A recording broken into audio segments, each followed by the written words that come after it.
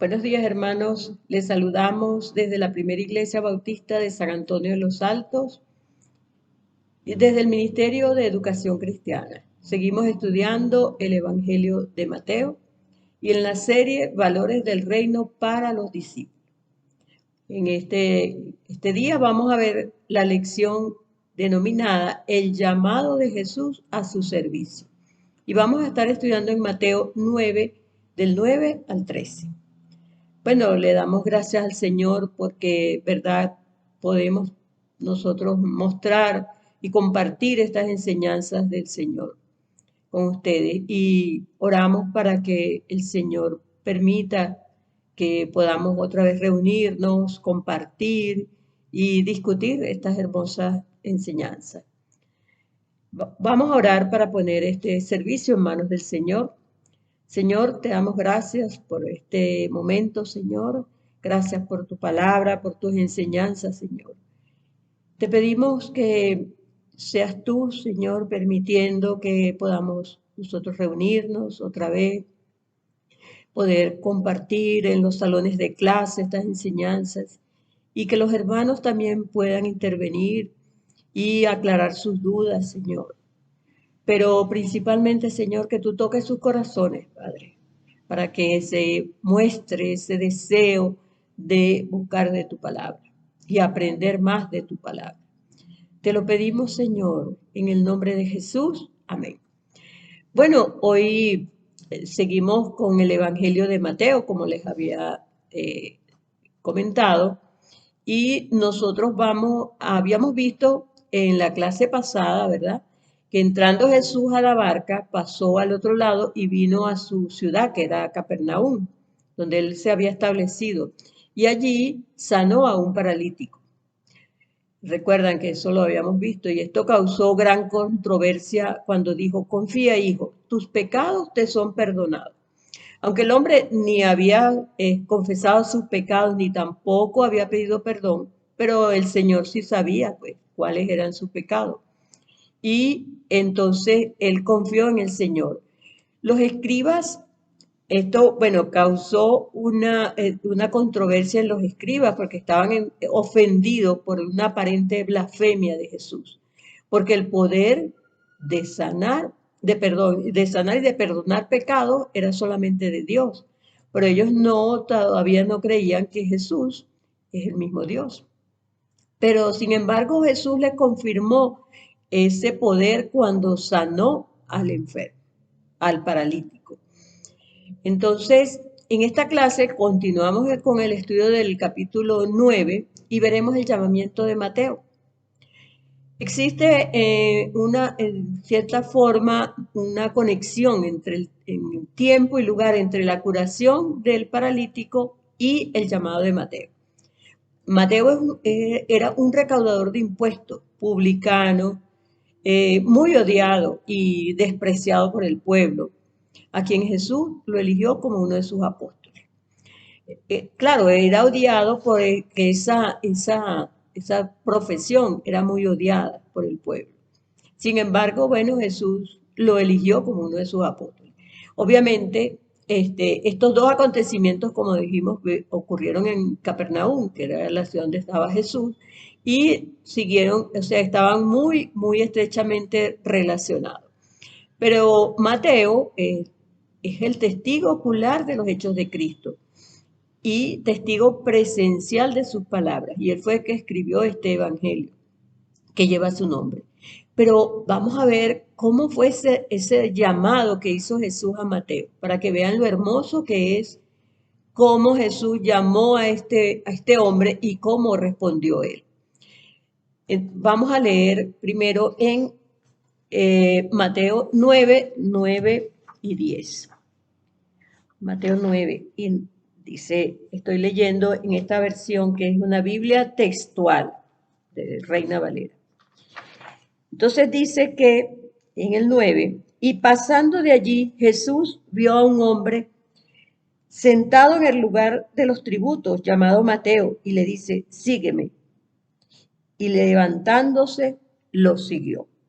En el 10 dice, y aconteció que estando él reclinado a la mesa en la casa, He aquí que también muchos publicanos y pecadores que habían llegado estaban reclinados a la mesa con Jesús y sus discípulos. Entonces, vamos a ver, el lugar de los tributos. ¿Qué era el lugar de los tributos? Bueno, era el lugar donde se cobraban los impuestos, sobre todo el comercio que allí se hacía, en Capernaum. Capernaum era una ciudad con mucho comercio, una ciudad bien importante. Estas contribuciones, o sea, estos impuestos eran exigidas sobre el tráfico de mercadería que pasaban por el camino internacional entre Siria y Egipto y eran levantadas por cuenta de los romanos. Pero los judíos que ejercían esa profesión de cobradores eran odiados, muy odiados por el pueblo, porque ellos generalmente se quedaban con una parte, ellos no entregaban todo a los romanos, ellos podían quedarse con lo que quisieran, porque ellos no llevaban los romanos no llevaban una cuenta así, sino que ellos recibían todo lo que cobraban estos publicanos. Sin embargo, Jesús, que conoce los corazones, le ordenó a Mateo, ese recaudador de impuestos, seguirle. Él se levantó e inmediatamente le siguió, ¿verdad? Dice que le dijo, sígueme solamente. Así, en forma sobria y sin atribuirse ningún crédito, él solamente ningún crédito para sí mismo, no solo deja inmediatamente su ocupación, él dejó esa oficina, dejó todo donde él cobraba, sino que además de dejar su ocupación, se declara a todo el mundo que se ha consagrado sin reserva a Jesucristo. Pero posiblemente Mateo ya conocía a Jesús y había oído hablar de su palabra. Y este llamado, porque él habitaba en la misma ciudad de Capernaum, y este llamado a seguirle a lo mejor era una decisión hacia el apostolado. Pero es impresionante ver la autoridad del maestro del llamado al llamado a seguirle. Sígueme, así, con esa autoridad. Y además es impresionante ver la obediencia del discípulo, porque él fue y dejó todo y se fue. Qué bello, ¿verdad? Así deberíamos hacer nosotros. En los tres evangelios sinópticos se relata el llamado de Mateo. En Mateo, este que estamos viendo, del 9 al 13, en Marcos 2, del 13 al 17, y en Lucas 5, del 27 al 32. Pero Marcos y Lucas lo llaman aquí Leví, pero es el mismo Mateo. Pero es posible como recaudador de impuestos, experto en escribir y en llevar registros, porque tenía que llevar una cuestión bien concreta, o sea, bien ordenada, y quizás conocedor de más de un idioma, porque ahí pasaba todo el comercio internacional. Entonces, los servicios de Mateo iban a ser muy valiosos para Jesús y para la causa del Evangelio. Estaba destinado a escribir y preservar para sus contemporáneos y para nosotros, para la posteridad, un registro de las palabras y los hechos de Cristo. Entonces, así mismo hace el Señor. Él ve qué habilidades tenemos nosotros. Cada uno de nosotros, el Señor tiene un plan para nosotros. Y entonces Él aprovecha esas habilidades, que nos las da Él mismo, para su obra. Y nosotros debemos dejarnos guiar por Jesús. Ahora dice que en la casa, estaba reclinado en la casa, ¿verdad? Dice, estando Jesús a la mesa, publicanos y personas de baja reputación vinieron y se reclinaron en la mesa con él y sus discípulos. Mateo posiblemente tenía una buena casa, porque, como les digo, él obtenía bastante ganancia del cobro de impuestos. Y bueno, vi una película que no es por hacerle propaganda, pero una serie bien buena que habla de la vida de Jesús. Y verdad que a Mateo lo presentan allí como un hombre así tranquilo, sencillo, pero con una tremenda casa, que posiblemente se ha investigado que tenía una casa, una buena casa. Pero él invitó allí a todo el mundo, a todos esos que tenían baja reputación, para hacerles un banquete. Preparó un banquete de despedida. A lo mejor dijo, en honor a Jesús, preparó ese banquete. despidiéndose a lo mejor de su vieja manera de vivir e introduciéndose a la nueva y llamando a todos a hacerse seguidores de Jesús. Y esto es lo que desea Dios en nuestras vidas, que nosotros hagamos esos banquetes, esas reuniones, pero para predicar la palabra, para buscar, para llevar más seguidores de Jesús a sus pies. Ahora vamos a ver qué pasó con esta, porque esto no se quedó así, esta fiesta. Los fariseos estaban por allí también hurgando a ver qué hacía Jesús, como andaban siguiendo a Jesús, a ver qué pecados o qué cosas hacía. Y vamos a seguir leyendo en el capítulo, en este mismo capítulo 9, el versículo 11. Y dice, y viéndolo los fariseos decían a sus discípulos, ¿por qué come vuestro maestro con los publicanos y pecadores?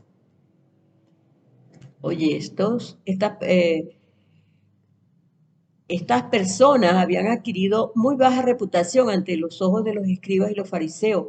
Por eso se asombraban de que los discípulos de Jesús y el mismo Jesús compartieran la mesa con ellos. Pero la razón por la cual había venido el Señor, ellos no lo habían entendido. Jesús había venido a librarlos de sus pecados y a darles una nueva vida. Mateo sí lo entendió muy bien, pero los fariseos eran demasiado orgullosos y demasiado justos. Ellos se creían demasiado justos ante sus propios ojos para entenderlo. Al oír esto, Jesús, vamos a ver qué dijo Jesús a todo esto. Leamos en el 12. En el versículo 12 dice, más él, Jesús, ¿verdad? Al oírlo, dijo, no tienen necesidad de médicos los sanos, sino los enfermos. Otras versiones dicen, no tienen necesidad de médicos los sanos, sino los enfermos. Eso se lo contestó Jesús a los fariseos. Los fariseos en su propia justicia, en su orgullosa justicia, se creían sanos o justos. No tenían pues necesidad de médico, ellos no necesitaban a Jesús. No necesitaban de este Salvador que venía a sanar las almas de sus enfermedades morales y espirituales. Sin embargo, los que están enfermos, esos pecadores que se sentían así como enfermos, como pecadores pues, y enfermos, y le rodeaban en aquel momento, tenían necesidad de Él, tenían necesidad de Jesucristo. Por eso lo escuchaban con placer al hablarles de perdón y reconciliación con Dios. Entonces, si ante los ojos de los fariseos, los publicanos y pecadores están tan enfermos, no son los que deberían ser sanados. Y es oficio del sanador dar salud al sano o al enfermo. Al enfermo, ¿verdad? Por supuesto. Así vemos que Jesús está condenando esta actitud que tenían estos fariseos y justificando la suya sobre la base del propio racionamiento de ellos. Porque ellos decían que ellos se creían justos, sanos, no necesitaban a Jesús. Ahora entendemos por qué Jesús continúa. Vamos a ver cómo les dice después. En el 13 les dice, id y aprended qué significa misericordia quiero y no sacrificio, porque no vine a llamar a justos, sino a pecadores. Misericordia quiero y no sacrificio. Jesús le cita el Antiguo Testamento. En Oseas 6:6 se cita estas palabras. El trasfondo se refiere a los pecados cometidos por la nación de Israel, ¿verdad? Pero Jesús se la aplica a los fariseos, quienes sin misericordia para aquellos pecadores y estos publicanos ponían toda su confianza para su salvación solamente en los sacrificios que hacían y en sus rituales ceremoniales. Todo lo contrario a lo que Dios quiere. Dios no quiere que estés haciendo sacrificio. Dios lo que quiere es que tú te entregues a Jesús, que creas en Jesús, que es el que nos puede dar salvación y vida eterna. Y aquí les enseña que la religión sin bondad o misericordia no tiene valor, sino que nosotros, por ejemplo, en el caso de nosotros sí podemos ir a la iglesia, somos muy consecutivamente vamos a la iglesia y visitamos a los enfermos, pero no tenemos misericordia. Vemos a uno que tiene necesidad y no lo ayudamos, no tenemos bondad.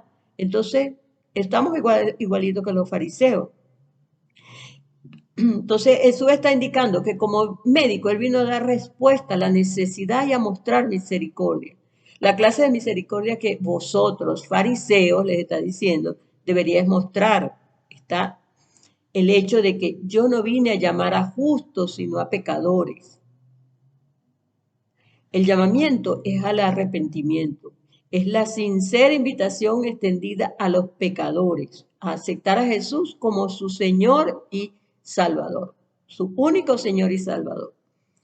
Aquí, en Mateo 13, 9:13, esto recibe una hermosa expresión, el glorioso propósito de la encarnación de Cristo, que por su muerte y resurrección esto nos vino a dar vida a nosotros, ¿verdad?